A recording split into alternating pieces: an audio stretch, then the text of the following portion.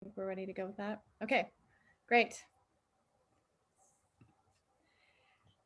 All right. Well, welcome everyone. Thank you so much for being here with us this afternoon or this evening, depending upon where you're calling in from. We've got a great mix of people from a lot of different locations. So welcome. My name is Elizabeth Johnson. I work as the executive director of the Peaceful Presence Project. And I'm joined here by Erin Collins, my co-director for the organization. We're delighted to have you join us. This workshop this evening or this afternoon is the second in a 4-part series, which is focused on what it looks like to do very thoughtful advanced care planning for yourself. The first offering was in January, and we started with this question of what matters most? What does quality of life mean to you specifically? And what values might guide the way in which you make care decisions? And I know a lot of you that are here on the call with us were able to attend that first one. And you know what we know is that doing this contemplative work is really the first step in getting clear on how we might make all of these other decisions, including who we want to act as our healthcare representative or proxy. So today we are going to talk about the process of choosing and acting as a healthcare representative. You know, what goes into this process, this choosing and or the saying yes if somebody asks this of you. And we feel like this is an important enough conversation that we've really decided to dedicate an entire workshop to this topic. So before we jump in, I just wanted to take a moment, a minute or so, just to ground all of us. You know, it's 4:30 here on the West Coast, so a lot of us are coming from busy days, you know, children or grandchildren or going to the grocery store or a long work day. And a lot of times I think when people think about this advanced care planning process, there's this sort of orientation of, oh yeah, this is another checkbox I need to take care of. You know, it can feel really task oriented. And these conversations and these considerations are, yes, very rooted in sort of this information gathering, details, working within a healthcare framework that can feel a little impersonal to us. And we want to point out that this process is also really, you know, about cultivating this ongoing awareness of and relationship with your own life and the circles of support around you. So in that sense, this work is really personal and it is empowered. So I'm just going to ask everyone, wherever you are right now, whatever you're comfortable with, either just to soften your gaze, or maybe if you're comfortable, just close your eyes for a moment, whatever you can do just to sort of come into yourself. And just start to, either with your soft gaze or your eyes closed, just begin to cultivate a simple awareness of how you are in this moment.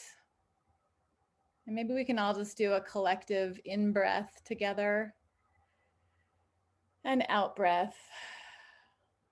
And just turning our attention to our seat below us, whether we're sitting at our desk or on the couch or on the floor. Just having this awareness of, how do I feel in this moment?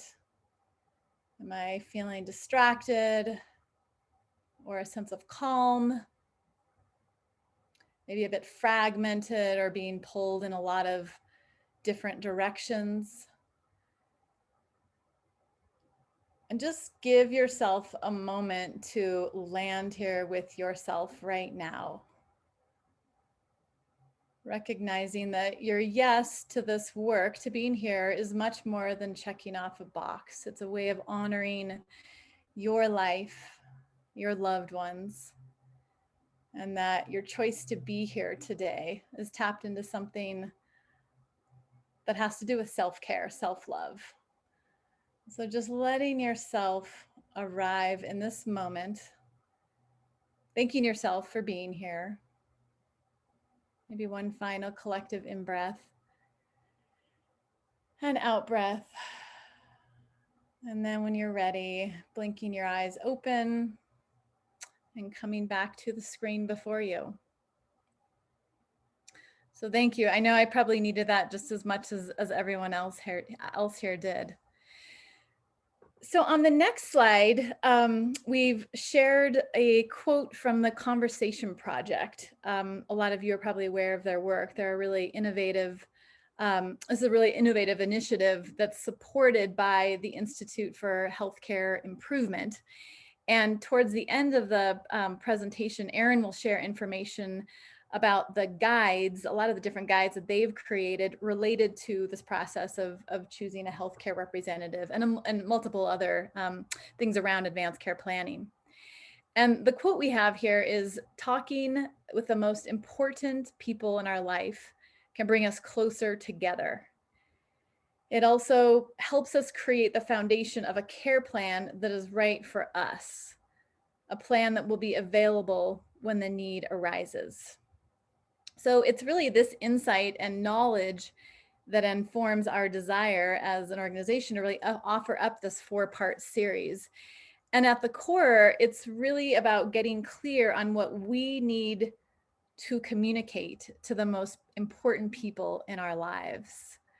So in this part of our presentation, what we want to do is break things down a bit and first get into the what, why, when, how, and who around the process of choosing a healthcare representative. So we'll first start here with the what. What is a healthcare representative or a proxy? So the first thing we want to just make sure everyone's really clear on is designating this person means that they can make healthcare decisions for you if you are not able to make them for yourself. So if you're too sick or incapacitated, this person would step in and support in that case.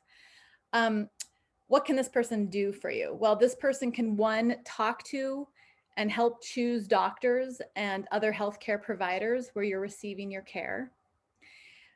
They can consult your medical records and authorize their release when needed, when necessary. And then they also can make decisions about tests, treatments, and procedures. And so this involves really speaking with your attending healthcare team about your condition and then accepting or refusing medical treatments. In terms of the legal document, so your decision around who will serve as your healthcare representative is really captured in your advance directive. And that's the legal document where you will where you'll capture this information. And I just want to reiterate 2 other points about this, because I think this often confuses or concerns people. This legal document only goes into effect if you are incapacitated and unable to speak for yourself. So if I, Elizabeth, am able to speak for myself, I am fully conscious, then I am the one making my healthcare decisions, even if I have named a healthcare representative. So that's important to know. A lot of people feel like there's some sense of giving away power if we bring another individual into this decision-making space with us. The other thing I want to highlight is that various legal documents and states and physicians can use differing language to refer to the health representative role. So as if a lot of this doesn't feel confusing enough, we find a variety of terms used here.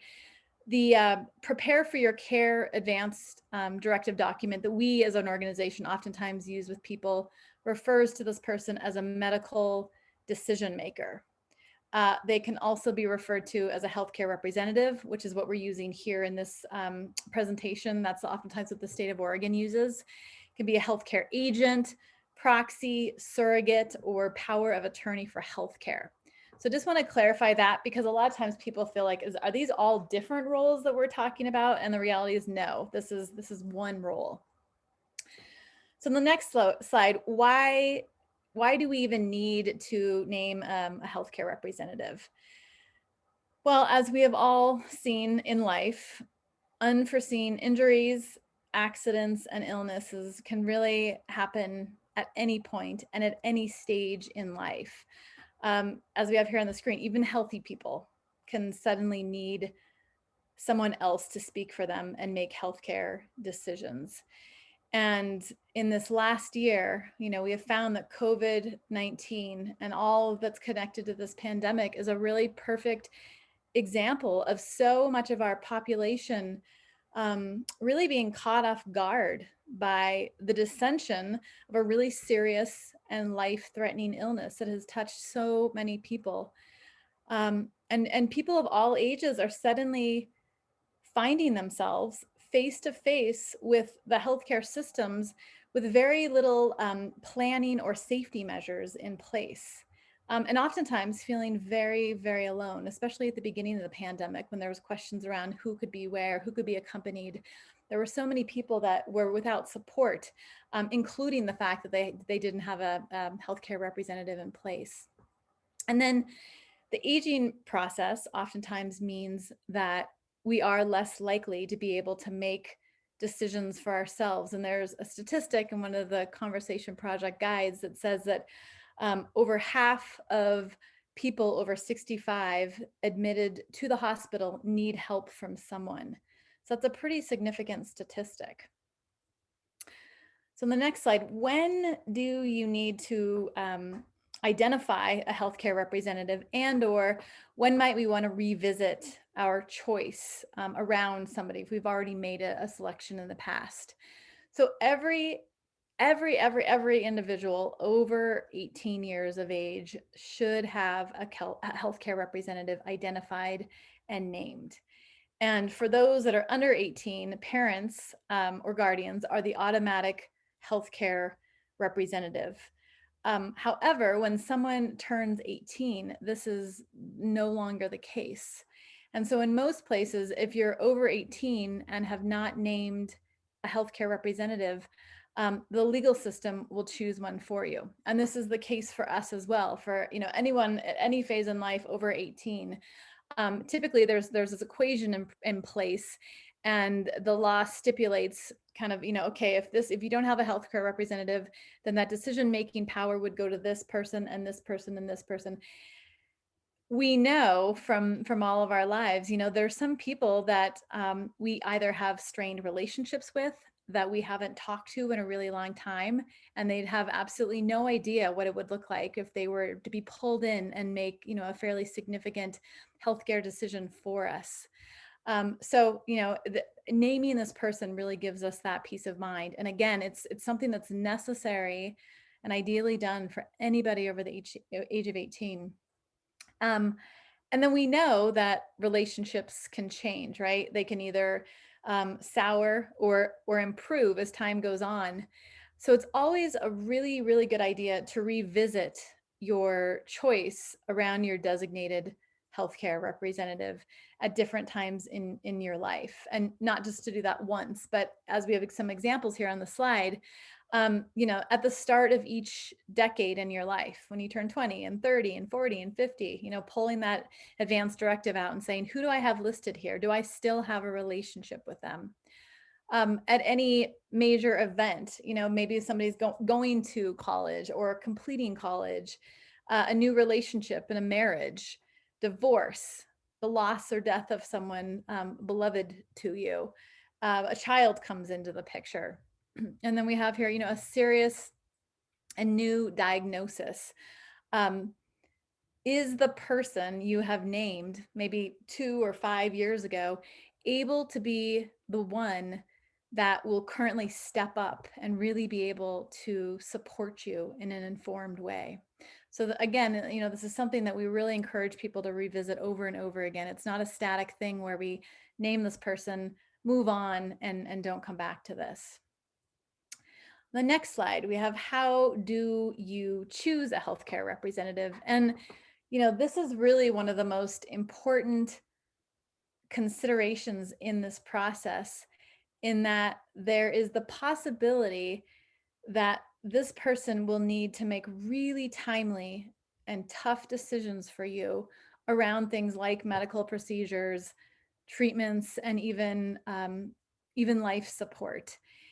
And we know our advanced directive forms are phenomenal, and they are also limited because they can't, detail every possible scenario. So What we know is that your healthcare representative is likely or might be filling in the blanks for you and having to make some really big healthcare decisions, on your behalf. So what we have here on the slide, um, it's research has shown, and we know from experiences that it's really best to choose just one healthcare representative. And we get questions around this a lot. Can my son and my daughter both serve as my representative? And the answer is yes. If this is something that you would really like, this is something you should stipulate clearly in your advance directive document. And the reality is that different healthcare representatives can oftentimes disagree about a situation or a decision that needs to be made, especially in those times where things are really, stress is elevated, a really time sensitive decision needs to be made. um, there's a lot going on in those spaces. So it's typically preferred and recommended that you just name one person as your primary healthcare representative, and then you name an alternate representative. That's really important. That you have an alternate or a backup in the case that your primary person is unavailable. They're out of the country. You haven't changed your advance directive, and that person has since died. You would have somebody else for them to reach out to. And then some other significant considerations here. Is this person able to talk to you about your wishes? Do you trust them to be able to follow your wishes and really do what is best for you? And, I think this is a really very important one. Will they be okay making decisions on your behalf, even if they are different than their own? What you're saying you want is something that they would never choose for themselves, and yet they are able to make that decision and advocate on your behalf. So that's a really significant one that I think takes a lot of sort of looking at the context and that relationship from a lot of different angles. Some other things we have here, can you trust them to know your medical information? Can they take this role seriously, retain important details, and are they able to make quick emotional decisions under stress?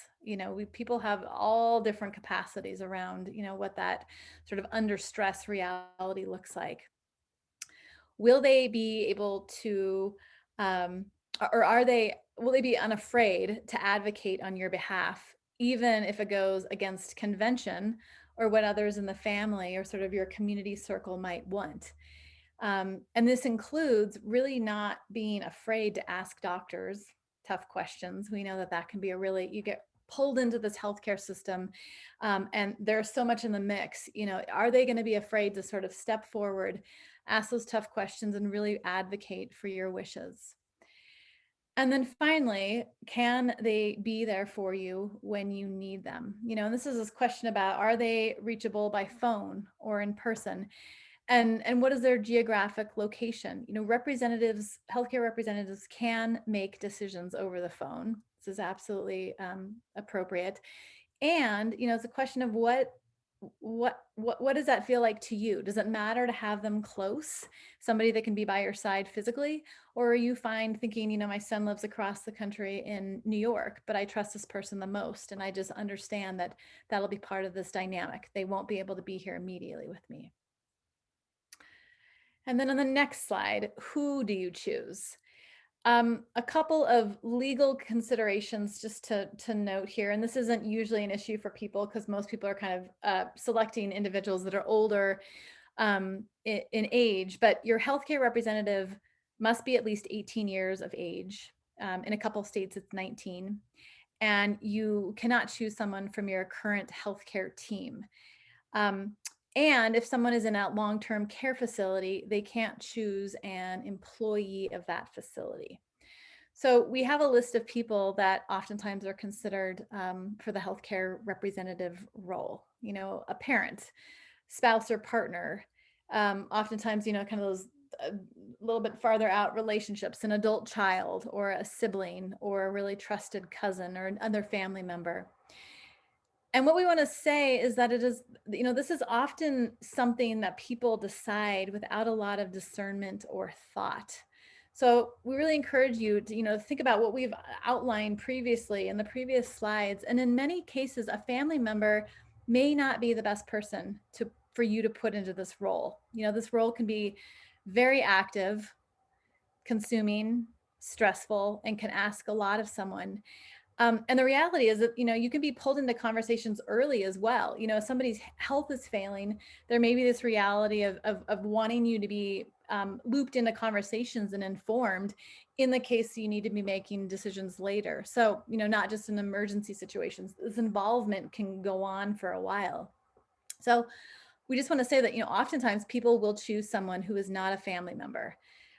There's a really different quality of connection and respect and adherence to values that can sometimes be difficult to always feel in family relationships. So is there a friend, a trusted neighbor, someone in your faith community or work community that might be really well positioned for this role? And we can just point to examples time and time again where someone's actually, really thought through this process with us and decided, what, I think that my spouse, I put them down initially because at that time that was the easiest choice. And after thinking it through, I realized that they probably would really suffer in this role, right? That they would find it difficult to not do everything in their capacity to keep me alive. And there's a tension there. And so maybe it's not the most loving thing to actually have that person be in that role. So this process, despite what we've really been told, oftentimes it's just picking it up, checking off the boxes, putting the name on there, getting the signature and moving on. We want to really highlight that this really does take a lot of discernment.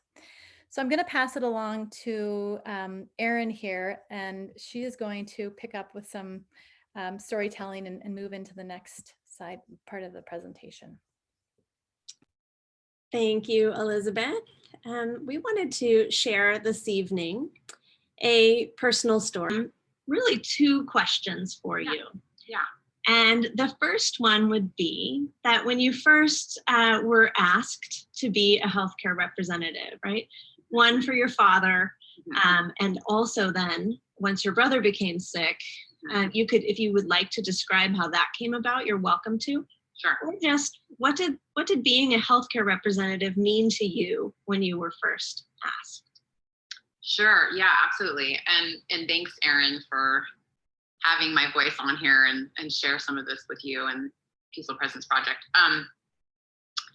Yeah, I think I'll start with my parents, who are my dad just turned 88, and definitely there was not any there weren't no conversations as we had decided to build this house with them and for them and have them be downstairs and all on one floor, and there weren't any conversations that were formalized in terms of me having any idea what advanced directives are and that I really needed to know and have access to answers for them. And so working through some of these details with them, and they're both very healthy. And my dad's started having signs of dementia just in this last, definitely this last year since the pandemic, definitely the last 11 months, but they're slowing down. But I would say as they're slowing down, the responsibility on me is increasing. And so that's from just helping them answer more questions to taking them to doctor's appointments now and being the other ears in the room to listen to what's going on. And my dad's not driving anymore. So I know some of these things aren't necessarily under the guise of healthcare representative, but I think it's all kind of interconnected. And I would have had no idea that that's what I was signing up for. That's where the healthcare representative conversation really got going quickly, because there for me was where my parents haven't had a ton of emergencies. This was emergency. This was already, a hair on fire. What decisions do we even need to be making? And I realized quickly the onus was on me to step in as a he's divorced, healthcare representative, because was it fair to make his daughter. I mean, she did everything she could possibly do, but I definitely felt like I needed to be the adult in the room with her, even if it was virtually. You know, you agreed, you said yes to being a healthcare representative. Yeah. And when you first signed up, when you first said, sure, of course I'll be a healthcare representative, what was your understanding of what that meant? Like, did you really Yeah. have an idea what that meant? Almost nothing. I mean, it's sort of, again, it's sort of this sort of nebulous title, like, sure, maybe I'm gonna sign some papers, or I'm going as far as so, you know, I know we'll kind of get into what the other side was. So that's I had no idea that it would be phone calls every single day between he and his medical professional. You know, anybody who was communicating was then communicating with me as his healthcare rep, which is great. Yeah. And that's a lot. Yeah. So I think it's worth mentioning here too, that when you were going through all of that with your brother, at the same time, your dad had an episode where he ended up going into the hospital in the middle of the night. And so as a dual healthcare representative for two people, he went into the hospital. And as might be worth mentioning, that both of these family members are doing great right now. They're both healthy. And so this was it was a near miss. Right? Both of their situations were near misses. And you quickly got involved at a much deeper level than just signing a piece of paper. Yes. And so in hindsight now, having been through this near miss where everybody's okay, when you reflect now on what it means to be a healthcare representative, what would you want somebody to know about either choosing someone or about accepting the responsibility of being a healthcare representative? I think those are great questions. I think for a person who is being asked to take on the role, perhaps consider how much real responsibility that you're taking on when saying yes. My assumption would have always been, before my experience, just to say yes. I mean, somebody asks you this question, and of course you would say yes. Why wouldn't you say yes? I think it is an incredible honor to be asked. Someone trusts you as their healthcare representative deeply, that you will advocate and you will go the distance that it takes in efforting to be a voice and be a sounding board when that person needs someone to help sort of steer directions. And that, you know, that when especially the first couple of weeks when he wasn't really as a coherent and aware and able to really answer questions clearly, I got phone calls from physical therapists who, you know, would ask questions like, what's he normally like? Does he have a bad memory? And, you know, and you're like, oh my gosh, no. And you're telling, you know, you got to give a really good answer because, you know, it's their quality of care as well that's at stake. And so it is a big deal. You know, it's I can imagine I have another brother, and would I even have all the answers for him? Like, how well do you know this person? And I mean, all these kind of questions, I think on the other side of like, yes, I would be a healthcare representative. And then like, do I have the time? And it's okay to say no. You know, I think it's okay to say no. You know, would I have time to take 3 or 4 or 5 different help, you know, be this for 5 people? No, you know, no. Ironically, both of my people happened, you know, at the same time, but yeah. So hopefully that answers your question, because I think there's, Fabulous. you know, a much wider perspective on how crucial, really, what's really being asked of you when you're being asked to be a healthcare representative is a huge and really important and really powerful responsibility that's extraordinary, and that's a lot. So we're so appreciative to Amy for sharing her story, because we often share anecdotes in our workshops, and it's sometimes better to have a real world, real current story. So continuing on here, I just want us to talk now to switch into kind of coming off of what Amy said about being a healthcare representative to talk about these ins and outs. And a lot of this information will feel similar to what Elizabeth said about choosing. She's already kind of mentioned some of these things. But in this perspective, it might feel just a little bit different. So what does it mean to be a healthcare representative, to accept that responsibility? On the next slide. So as Elizabeth mentioned, what can this representative do? Talk with doctors and nurses and the entire care team. As this person, you will be able to review your person's medical records and then use that information to make informed medical decisions. And I think it's important to note here that although the decisions you make for this person might have a financial impact, you are not making financial decisions. That's another role entirely. And sometimes I think people get a little hung up on that, like, oh my gosh, I can't step into that. But you really are going to be focused on this person's medical decisions. And this is why it's important, like Amy said, how well do I know this person? Do I know them enough to know what matters most to them so that I can make decisions that will reflect their values and reflect what matters most? Next slide.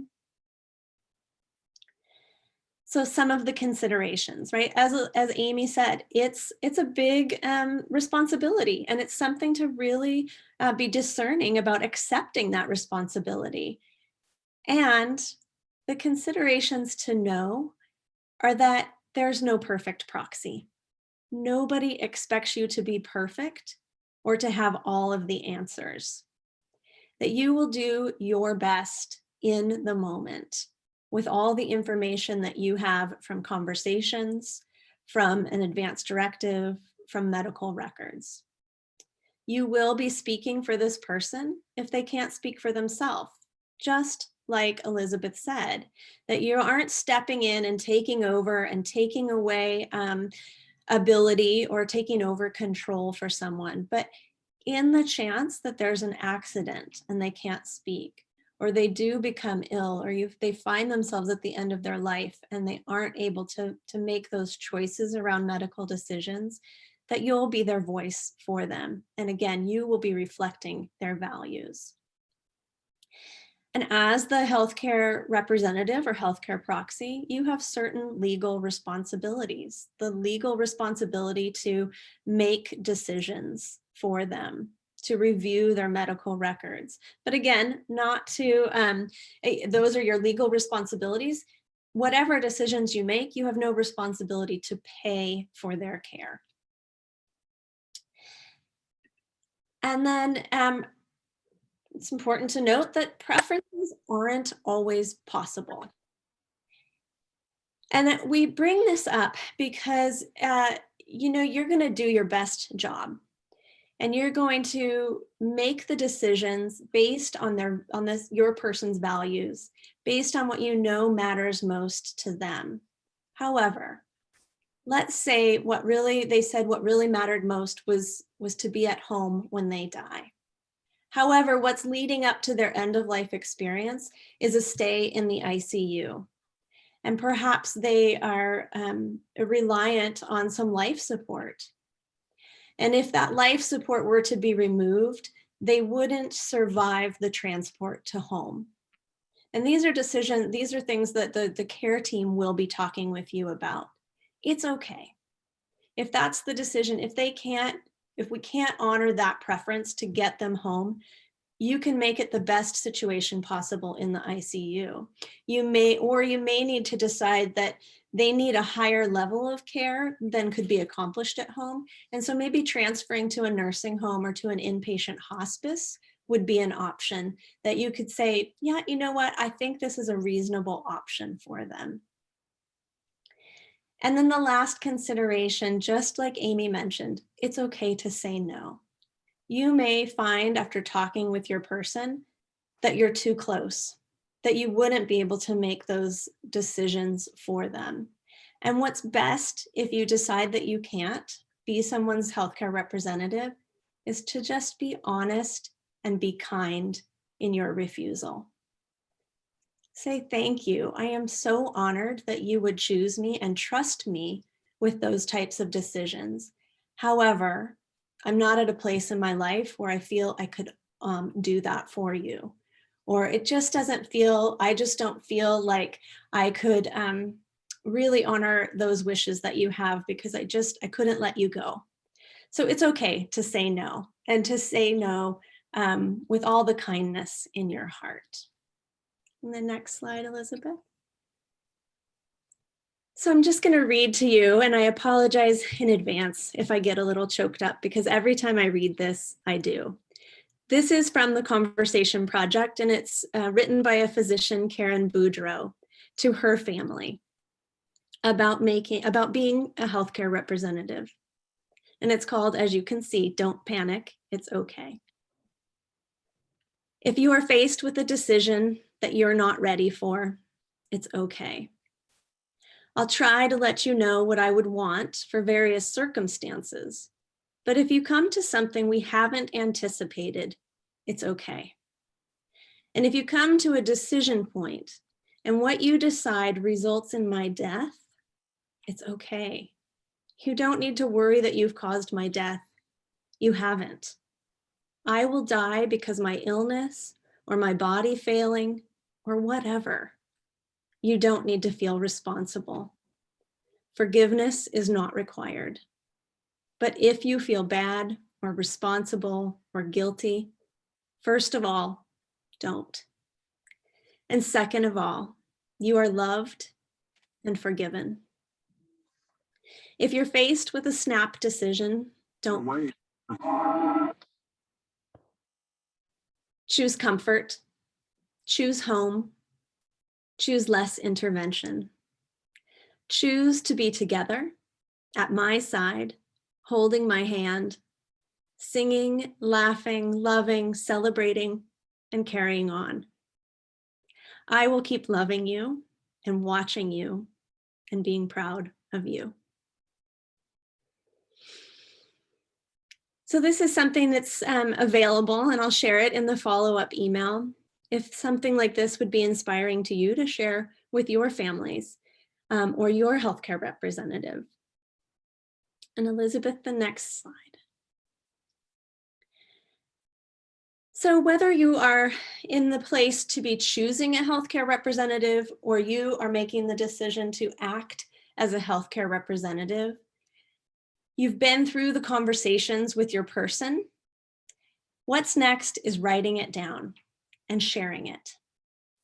Elizabeth mentioned that the advance directive is where this would be documented, and most advance directives are two parts. The first part is the healthcare proxy form. In some states, this is separate from the advance directive or living will.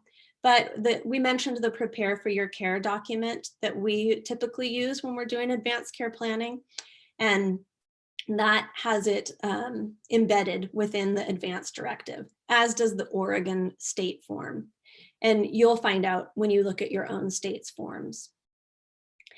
But as a representative or choosing a representative should have all the information, right? From those conversations, should have the actual document, have a copy of it, know where extra copies of it are in your home, and be prepared to speak if needed, right? As Elizabeth said, stuff happens. So it could be any time when the healthcare representative is called upon.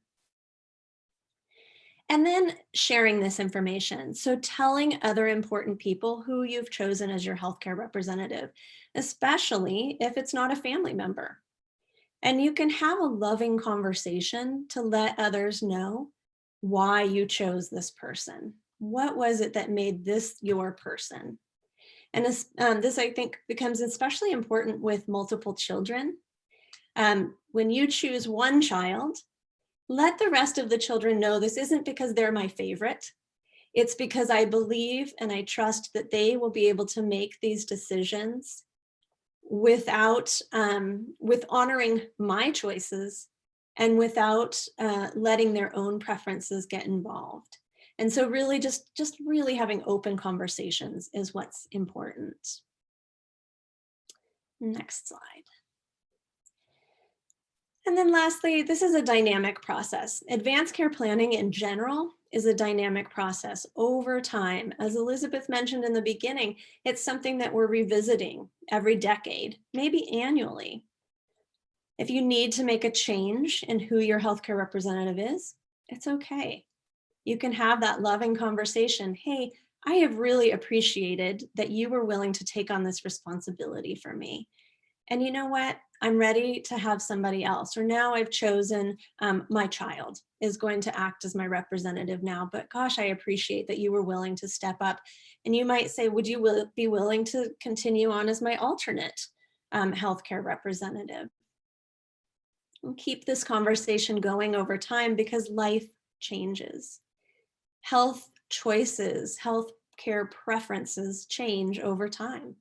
As you age, as you develop an illness, as you learn something, right? Think about COVID-19. Who would have ever thought that we would all be thinking in our minds, if I get it, do I want to be on a ventilator?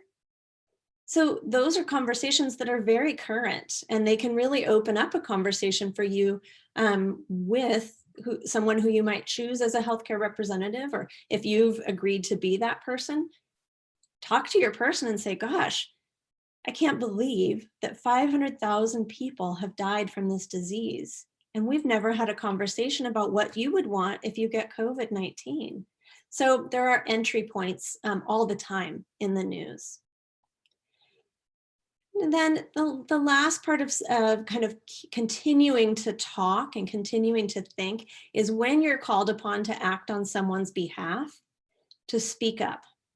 To speak up with the doctors and nurses throughout the process. If you need to clarify something, if some kind of treatment comes up or something about their prognosis comes up that you don't understand, it's time to clarify. It's time to say, look, I need to make this decision. I don't understand what you're saying. I need someone to explain this in more plain terms. That is part of your role as the representative.